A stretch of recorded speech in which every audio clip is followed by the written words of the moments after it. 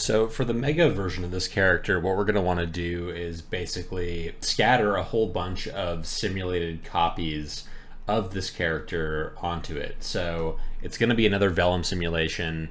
However, this time, since we're going to be simulating 1,000 or so characters on the surface of this, I don't want to use such a high res Vellum proxy. So I'm going to create a lower res proxy first, and I'll do another remesh, and I'll bring that over here. And we want to kind of go as low as we can get away with. Let's say maybe we'll do target size as 0.1. And yeah, this sort of covers all the bases. You know, the fingers aren't really gonna be sort of all separately simulated, but other than that, it'll sort of be able to get everything more or less, and you know, won't be too heavy. So we'll say put this in a null and call this mega proxy. We'll also take the rest geo up here, and I'll call this mega rest. And I think what we want to do is transform these to be like 0.1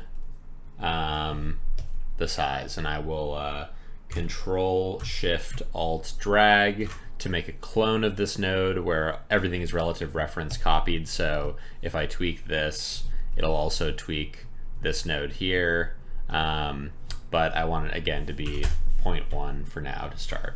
So great, we have this. Now what we can do is start copying stuff onto the surface of this guy. Now, one thing worth mentioning is that, again, similarly to when we created the proxy, I don't want to copy onto all the surfaces here because I don't want to have unnecessary guys that are inside of the eye, for example, or you know, intersecting weirdly. So I'm going to once again scatter onto the remeshed version that I have. So I'll grab this guy and I'll do a scatter. I think we want something along the lines of this.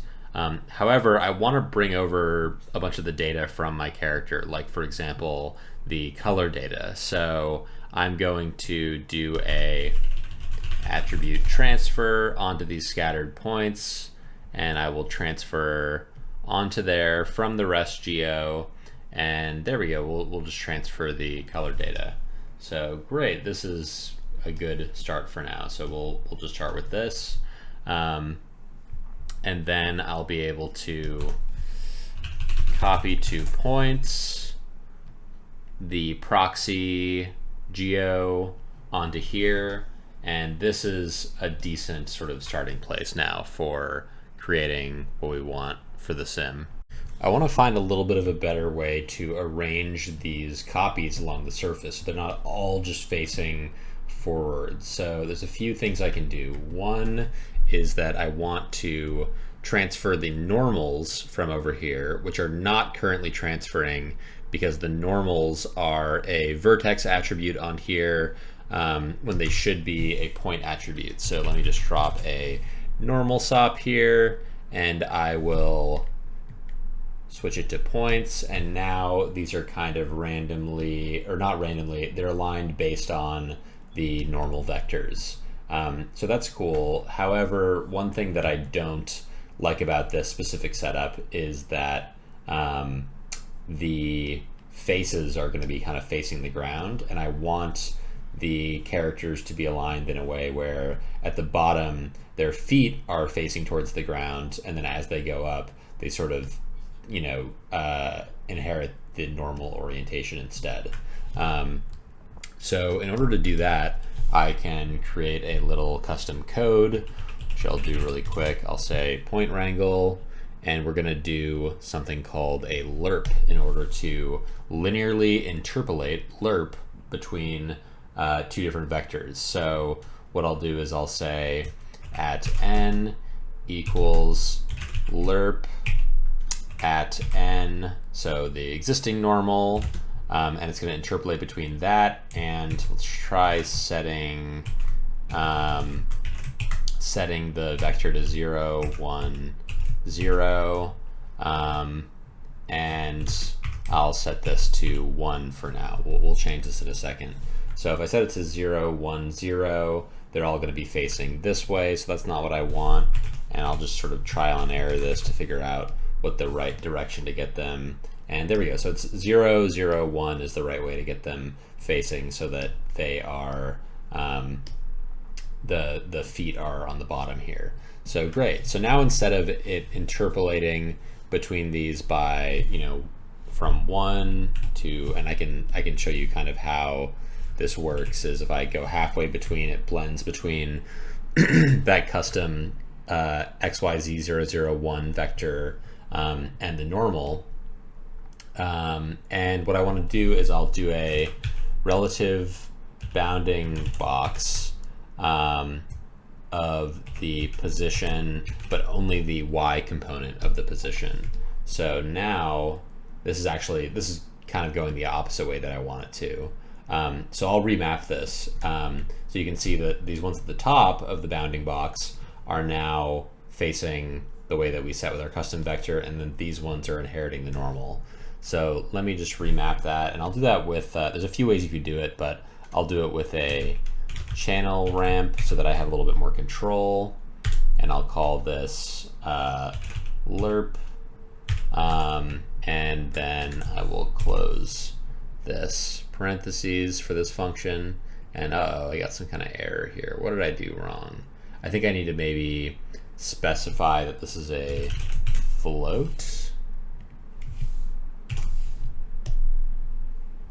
Yeah, there we go. And now, there we go. I can adjust this and make it so that, yeah, they're inheriting the normal, except for down at the bottom where we want them to have the feet pointing down. But over the rest of it, they're just kind of all aligned over the surface of our guy.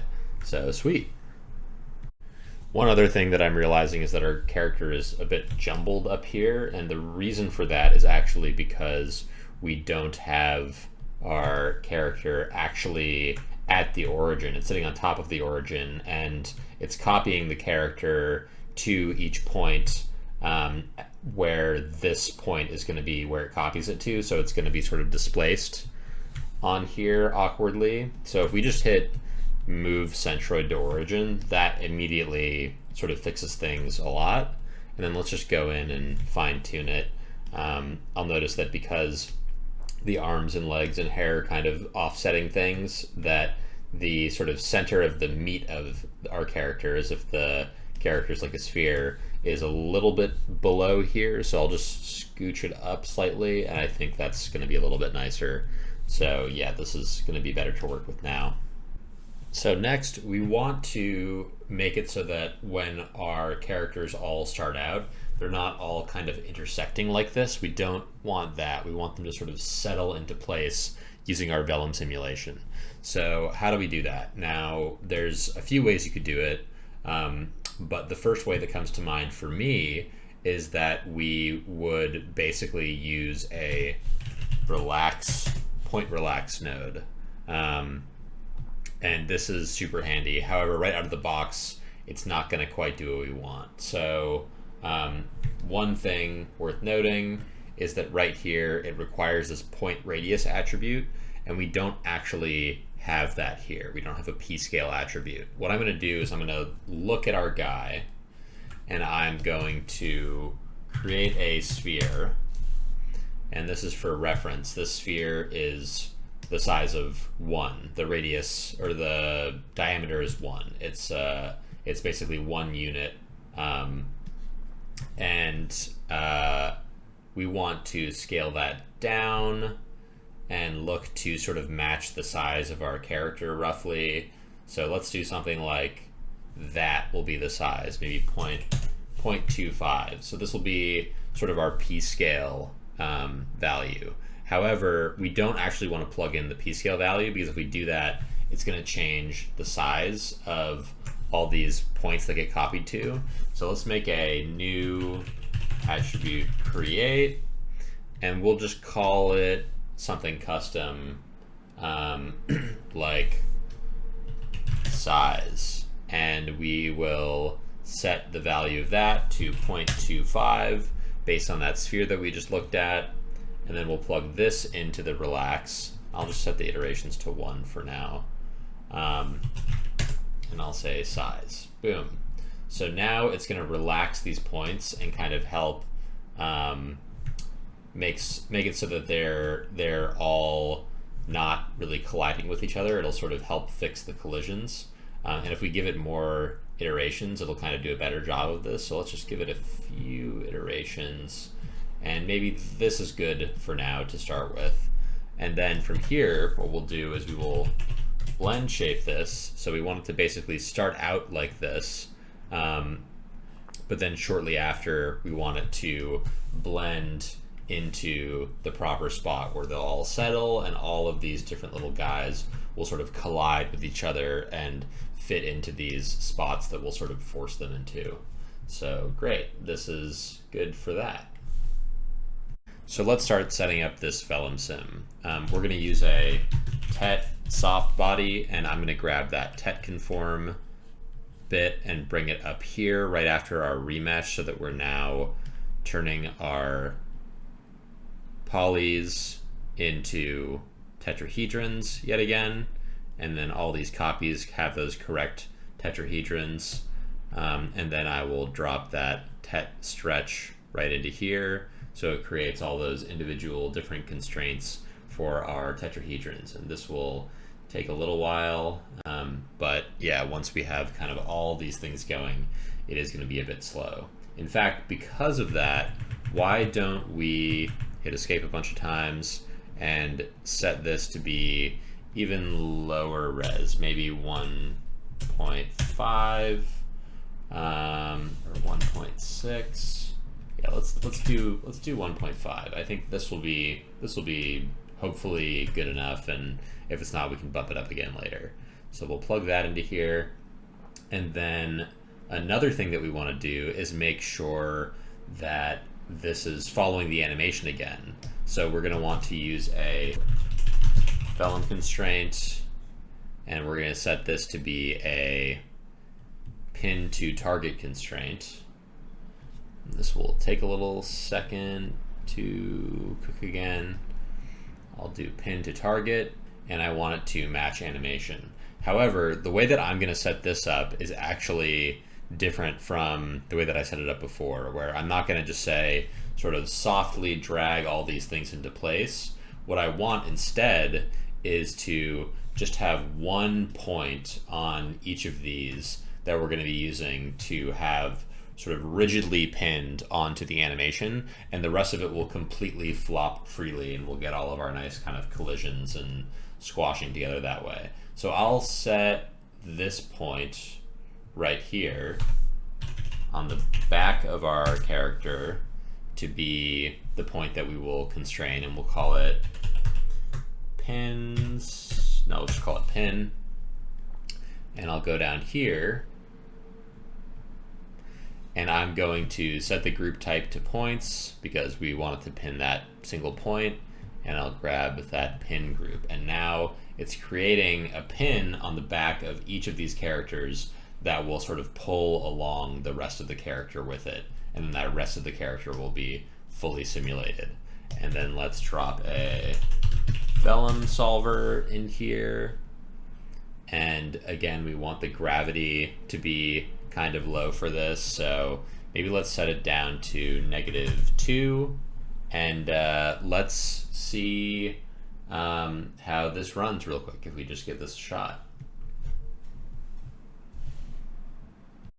So this is pretty heavy and definitely takes a little while to simulate, but you can see we have all of these guys on frame 1, and then they just sort of ease into place, which is super nice, and it works. So the next step is going to be to just add some animation. And one quick note that I want to point out is that in the interest of kind of keeping things fast, what I did over here was in the Vellum setup, I added a time shift node and set it to just stick with frame 1 for the input here, so that it wouldn't like recook all these tet constraints and pin constraints every frame.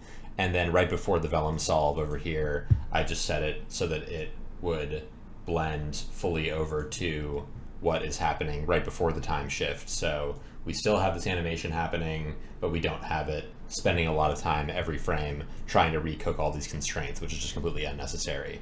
In order to get the animation going, let's take a look at how we might do that. So we have the fully animated version of our big character up here with the simulation and everything on him. And what we want to do is use that to point deform the input animation for this whole sim. So I think that the best way to do that might be to point deform the points before they go into the copy to points, which will then also properly rotate the normals and deal with the rotations of all of those copied instances and stuff. And it should hopefully be kind of the fastest way to do this. So let's do it. I'll drop a new point deform node, and I will plug the mesh to deform in right here. And then we want the rest point lattice, which is going to be this rest geo stream right here. And we're also going to want to plug in this animated point deformed lattice right here. And if we do that, we'll get all these points here, and we should be able to see the normals are correctly rotating and stuff on all these points, which is great. And then so that means that when we go from here and we blend it on the copy to points, it'll look like this, and it still is, yeah, this is very fast and this looks pretty good. So I think that this is probably good as our input animation now. And let's just also set the floor plane, which we can't have just sitting at the floor plane on frame 1, because we see that all of these little guys down here are going to be intersecting with the floor. So we'll animate the floor moving up over time so that there's a little bit of breathing room for the floor to come in. So let me go down to this node, and I'll move that floor plane down. How far down do we want it? Maybe -1. Yeah, -1 is good to start. And we'll have it so that it animates by frame 24. And I'll turn this brain off so it doesn't try to simulate while I'm animating this. And I'll have it so it moves to frame 0 by then. And by then is when the whole guy is kind of properly set up. So let's turn that brain back on, and we will flipbook this. Okay, so this is working for sure. The feet are colliding, and we got all our little dingly bits coming off all of our individual guys. Very nice. So the next step is going to be to correctly point deform our original meshes back to these proxy meshes that we're simulating with. So let's do that real quick. Once again, we're just going to use yet another point deform, our favorite node. However, instead of just strictly point deforming this, that's actually not going to work this time. We're going to want to point deform it in a for each connected piece setup. So we'll type in for each connected piece and plug that into here. And then what we're going to do is go into the for each node, and let's think about this for a second. So the for each node is going to give us each individual little proxy geo to run some operation on, and then it will merge all of those back together in the end. So what we want to do is take the mesh to deform, which is going to be our scaled down geo, and then our little lattice, which is going to be, and I'll move this over so it's a little bit cleaner. Our lattice is going to be this one right here, and then our deformed point lattice is going to be this one right here. So now we can see we have this guy in here correctly point deformed, and if we plug this into the output, then it will run this over every single connected piece of geo, every single individual piece of this sim, and it'll do this point deform to all of them. So this takes a minute. This is a pretty heavy operation for it to run on 1,000 individual little guys. So really quick, this took about 30 seconds on my machine, which is a really fast machine. I then went in and I lowered the default settings, so it's only searching within a radius of 0.25 units, and then it's only searching for a maximum of 10 points, which then made it run about twice as fast. Something to keep in mind. And then this is looking good. This is going to work, I think. However, one thing that you'll notice is that it's just all the same colored guy copy on here. And what we want to do is inherit the color that we had back in this stage from each of the individual guys. But I don't want it to color the eyeballs and the pupil. I kind of want it to leave those white on everything. So how would we go about that? Well, what I can do is just use a attribute transfer yet again. This will be a pretty simple way of solving this. And I'll just transfer the attributes from this input, which just has this kind of consistent color. I'll set it to only transfer the color attribute, and then I'll have it so it only transfers it onto this mesh 0 group, which is just the body geo. You can, of course, kind of tweak this and have it so that it affects the eyes in a certain way, or do all kinds of other fun things like this. But yeah, let's run this and then see how it looks. Nice, so this guy looks pretty good now. It's gonna be really slow to play back in the viewport, and again, even slower if you don't optimize these settings. And also, it has to do that for every single frame it has to render, so keep in mind, any time you can shave off calculating this by optimizing these settings in here is gonna help a lot. But yeah, this is looking good. It's 14 million polygons, so it's heavy. It's taking about 4 gigs of memory. So again, this is all just important stuff to kind of keep in mind as you're doing this. We could definitely lower the resolution of our main guy. We could poly reduce our guy or something like that. See sort of if we could get away with doing something there. This might be sort of passable for when we're doing smaller scale guys. Using 20% of the polygons could be nice. This is our setup, and now we're pretty much there. We have our whole guy set up, running, simulated. Let's try running a little flipbook of this, and I will check now and see that yeah, we've got this down to just 1,000,000 points. So this should actually run a lot better, and it's only taking up half a gig in memory. So yeah, this may be worth doing, since we can't instance all of these guys, unfortunately, which would save a lot of memory at render time because of the fact that they're all deformed and posed differently. But they do look really awesome close up. It is really cool to go and explore and see kind of how each of these all individually look. One other thing worth mentioning as well is that the fact that these are all, there's some holes in here. You can see kind of inside of our big mega character in certain places where there aren't enough guys to sort of fill it up. And there's a few ways you could solve this. One is you could just scatter way more guys, brute force it. Another way is you could kind of cheaply hide some kind of interior meat in there by taking our input guy here. And so let's say we want to merge this with our copied guys. This isn't going to look great right off the bat. You'll see that a lot of them are kind of inside of him, and this sort of makes sense. You can see that they're swinging down, and they're probably just being barely kind of like pinned onto this end, while a lot of them are on the inside.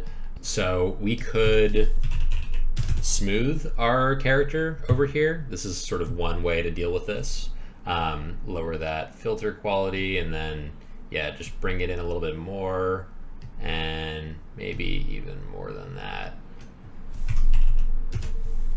And then yeah, now it'll sort of fill in all these gaps here. This is one way to deal with it.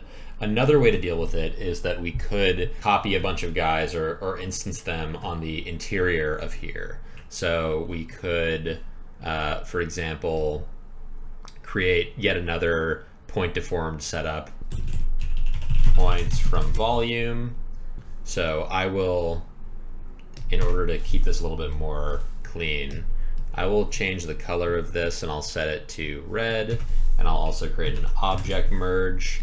And what I like to do is set these both to be the same color, and then I'll just drag this rest geo onto the object merge so we know it's sort of linked there, and we can bring this guy right here, and we have all these interior bits that are now going to be filled with our little characters. And so I can just copy these to those points just like I did over here. I'll go copy, and instead of copying to these points, I'll copy to these points. Whoops, wrong order. I'll copy these guys to these points. Yeah, and here's our interior guys. I'll point deform these points as well, just like I did before. And bring that in here, and then our rest point lattice is going to yet again be this guy, and our deform point lattice is yet again going to be this guy. And that way now we have them all animated like that. However, we probably want them rotating and stuff kind of in some direction. Let's set a attribute randomize before the point deform, and we'll give it normals, and then we will set those to be direction or orientation, and they'll all be rotated randomly within there. And then that point deform will also rotate those normals and stuff for us. So that can kind of work. And then let's also attribute transfer the color from the rest geo onto the points from volume right here. So we have that CD attribute. And again, we'll only apply that to the body. Let's attribute transfer the color onto the points from volume from the rest geo, and we'll set it to only transfer the color. We'll bring that here, and so all these points will inherit color. Great. And then one thing that you'll see here is that our eyes and are still the wrong color, which doesn't super matter because they're on the interior, but let's just fix it for good measure. And the best way to do that is probably going to be to do something that we should have done before, which is to properly set these groups over here. So I will set these to be the pupil group, and I will set these to be the eye group. And now if we go down here, we can drop another color node here and set the eye to be white, and we can set the pupils to be black yet again. Great. And so now we can merge this in with this stream here, but great, this is kind of working. Now the problem is that a lot of these guys are actually sitting on the surface, so we can deal with that by going back up to the points from volume node by lowering the ISO value minus 0.2 or maybe minus 0.4. Yeah. And so now they're only going to be really on like the inside here. So great, this kind of works. You can see there's some glitches that are happening from the Vellum Sim, I believe. Yeah, we can see this is all kind of screwed up. And we can fix this by re-simming this and adding more sub-steps, or by using a delta mush if we want kind of a hacky solution. Whoops, not like that. Like that, yeah. And that'll sort of fix it.